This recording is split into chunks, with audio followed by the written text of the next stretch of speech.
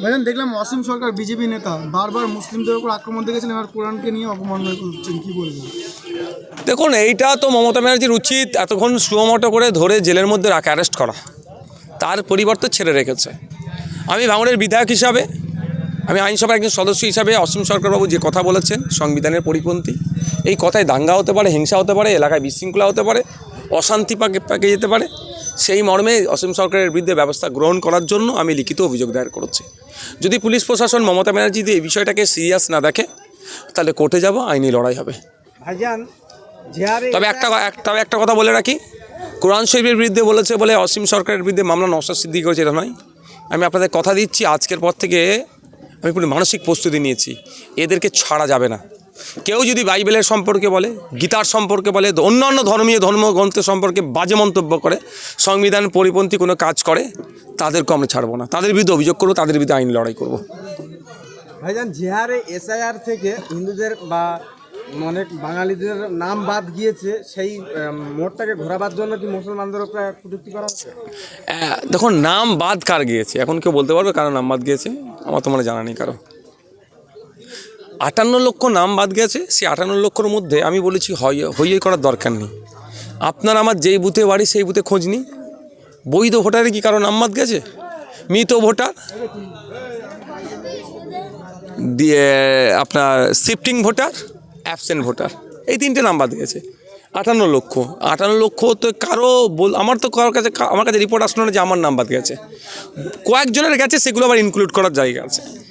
BJP Trinamool issue খুঁজে পাচ্ছে না যে পশ্চিমবাংলার মানুষকে বোকা বানাবো কী করে। 2021 সালে ইস্যু পেয়েছিল, সিএনআরসির গল্প শুনিয়েছিল। এখন কোনো ইস্যু খাচ্ছে না। এখন হিন্দু মুসলমানের মধ্যে বিভেদ তৈরি করা ইস্যু ওদের মূল। তো আমরা হিন্দু মুসলমান, আমরা যদি ওদের পাল্লায় পড়ি তাহলে ক্ষতি আমাদেরই হবে।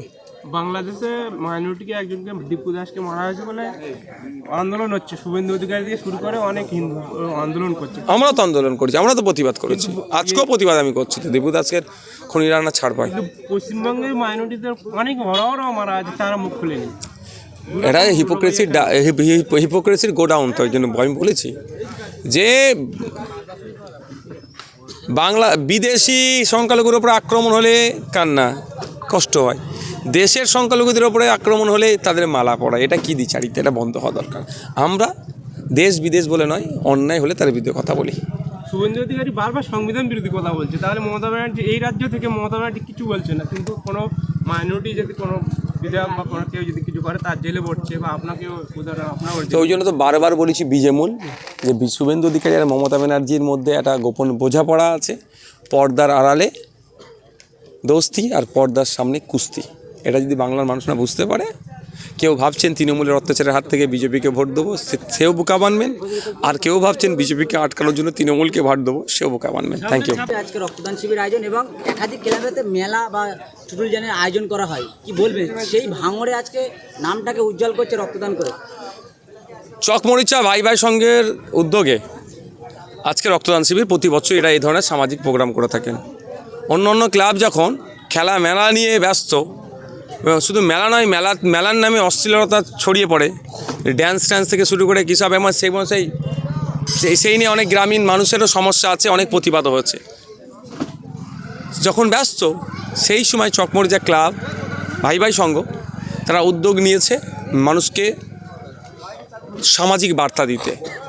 রক্তদান যেমন অন্যের প্রাণে বাঁচতে পারে, ঠিক রক্তদান করলে নিজের স্বাস্থ্য ভালো থাকে। সেই সামাজিক সচেতনতার বার্তা নিয়ে এই সংঘ রক্তদান শিবির করেছে। আমি তাদেরকে সাধুবাদ জানাই। 100-র অধিক ডোনার অলরেডি হয়ে গিয়েছেন, আরও মানুষজন লাইন দিয়ে দিচ্ছেন রক্ত, আমরা দেখছি। এই ধরনের বেশি বেশি প্রোগ্রাম আমাদের করতে হবে, বাংলার সুনামকে আরও ছড়িয়ে দিতে হবে।